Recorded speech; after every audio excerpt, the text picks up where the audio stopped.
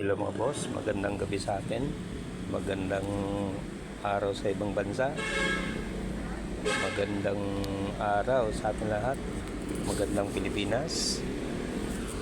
Meron pala tayong gagawin strobe light dito guys, mga boss, mga master, mga viewers na mag-ilaw. Mahilig sa strobe lights. Yan po ang model ng strobe light natin. Yan. Ito siya. Ayaw ito mag-play, no? Ayaw mag-on, ayaw mag-switch, ano? Ayaw mag-flash. So, ginagamitan natin ng maraming no? Gadget. Yung standby voltage, no? Sa capacitor tank. Yan. Meron siyang aining, naka-standby, naka-range siya sa 600 volts, ano? Yung oscilloscope natin, naka-standby siya sa ating coupler. Yung coupler niya kamukha nito, no? Yung coupler niya kamukha nito, no? Yan. Kamukha coupler niyan, no? Kamukha niyan. Meron siyang, para makita natin yung trigger diyan, ano? Kasi minsan mahirap pagka wala tayong standby na oscilloscope. Makikita natin trigger, nakaumang na, naka-ground din siya. Ayan siya, nakaumang siya, naka-ground na. Ito naman si Digital Tech, standby siya sa, tingnan natin yung guys kung may 12 volts na lumalabas dyan, para hindi na tayo magtusok-tusok ng tester, ano, kasi hindi nakadelikado eh. Kaya ang ginagawa ko, ganito ako mag-ayos ng strobe lights. Yan, naka-standby na lahat. Yan ang protect bulb natin. Yan, dadaan natin sa ating protection, baka may short, ano, kaya mapoprotektahan, hindi sasabog yung mga piyesa natin in case na mayroong mga shorts. So guys, lalagyan ko lang to ng takip. Lalagyan siya natin ng takip, no, kasi malakas yung voltahe dyan. Ayan na. Ayan na guys. Ayan, naka-ready na.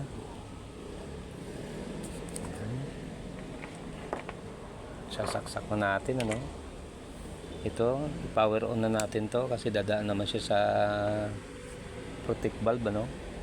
Pa-power on na natin yan. Dito na lang tayo mamaya mag-switch, ano. Ayan, para hindi na tayo magdudukot-dukot yan, no. Dito na lang tayo magsi-switch. Yan mga guys. Yan na, no. So, titestingin natin. Sasaksak ko na, naka-off yung natin, switch natin, saksak ko na, nakasaksak na yun doon. Yung protect bulb pala natin, nakadiretso na ito dito, no? Nakaseries tong ilaw sa isang linya, outlet. Yan, sasaksak na natin. Yan guys, so testingin natin. Hindi na tayo mag-on kasi naka-power on na, naka-switch na yan, power on na, naka-standby yung, yan na, nagkaroon na siya ng supply yung ano natin, no, scope natin. So adjust na natin, meron na siyang pumapasok na sine wave, no. Adjust natin muna per division. Yan. Lalakas mamaya kasi yan pagka lalaki yan, pagka naka-on, no. Ilagay natin siya sa 1.04 per division, no. Yan itong ginagawa ko kasi para hindi ako mahirapan magtusok-tusok, kasi mahirap eh mag-troubleshoot ka tapos tusok-tusukan mo. So ganoon ang ginagawa ko, no, para hindi, kahit mumurahin tester lang. Yan, no? Meron tayong capacitor na ano, no, na pang testing. Minsan kinakargahan ko lang yan dyan sa LED, ano, kung malaman natin, LED backlight tester, ano. malalaman natin kung good ba yung kapasitor natin. Pero mas maganda pagka meron kang kapasitor tester, ano. Yan, maraming pyesa niyan. Ganito guys yung halos magkahawig sila ng pyesa nito guys. Yan. Yan. Boss. Yung mga pyesa niyan, mga halos magkahawig yan. Pare-pares, halos pare-pares lang yung diagram niyan, no. Yan. Kahit ito, no, halos magkaparehas lang sila. Iba-iba lang yung board nila. Pero kung pansinin mo, pare-parehas lang yan. Testingin na natin guys. Ayan na, naka-standby na sila. So i-power on na natin. Power on na natin. Yon, umilaw. Ibig sabihin nagkarga ng kapasitor. Good na. Try natin to i-test. Yon. Yon. Hindi na siya guys magana, no? Hindi na siya mag-plus kasi naubos niya ng ilaw, no? So ang gawin natin, patayin natin itong cord niya. Diretso natin dito sa kwan, sa mismong outlet. Patayin muna natin dito. Diyan tayo mag-control mamaya. Ayan na guys, no? So yan, nakita nyo guys, may mga standby tayo. Ayusin ko lang ng konti para makita natin yung signal, you know. Ayan guys. Ayan.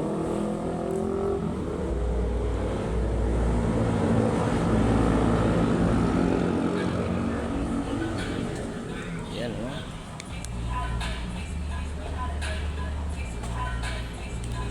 So saksak na natin.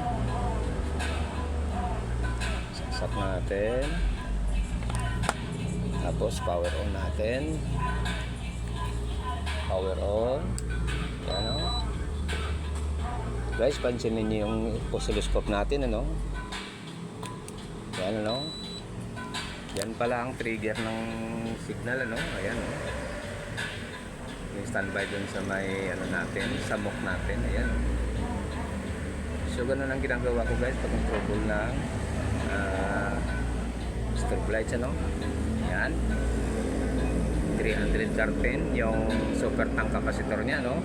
Tinakpan ko kasi malakas ang upan yan, daming capacitor yan, 7, 5 volts natin, steady volts. Hindi ko na kinuha yung mga adjustment dyan, ano. Papakita ko lang sa inyo to sa mga viewer, no. Meron pa tayong mga tester dyan, gusto ko sana lagyan, kaya lang okay na yan kasi meron na siyang 5 volts. Ang importante kasi 5 volts, no.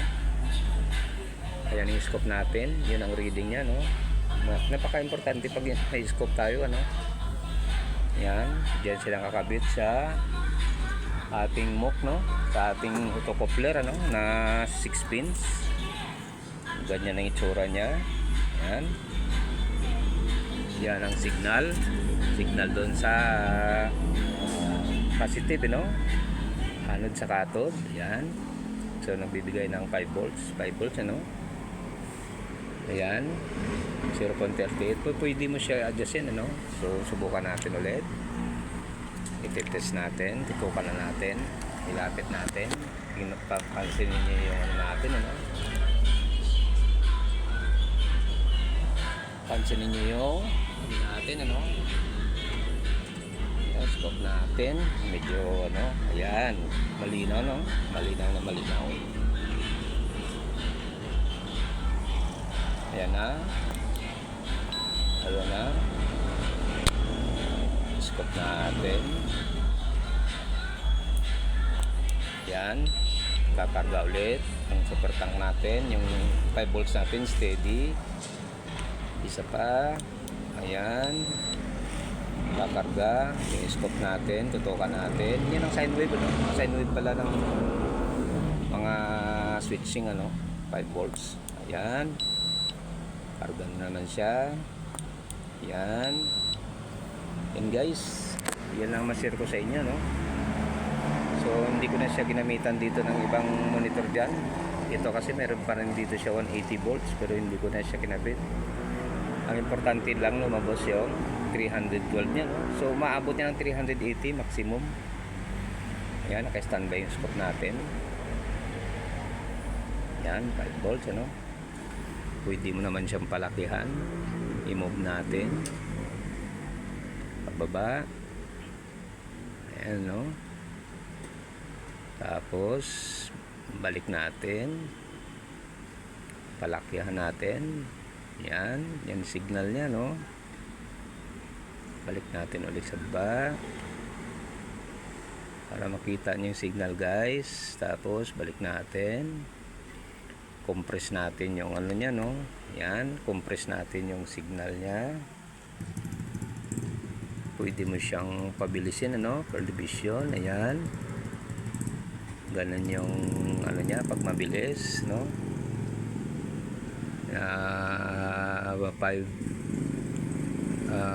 5.0 microseconds, ano? Ganyan siya, no?